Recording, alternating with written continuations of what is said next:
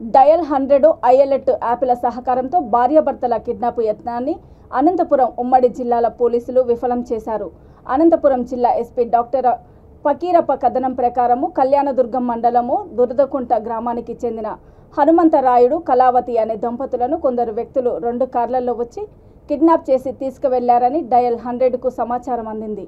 ఈ విషయము జిల్లా ఎస్పీ దృష్టికి రావడంతో వెంటనే ఆయన ఐఎల్ఎట్ యాప్ ద్వారా అనంతపురం జిల్లా పోలీసులను శ్రీ సత్యసాయి జిల్లాలోని సరిహద్దు పోలీసు అధికారులను అప్రమత్తం చేశారు.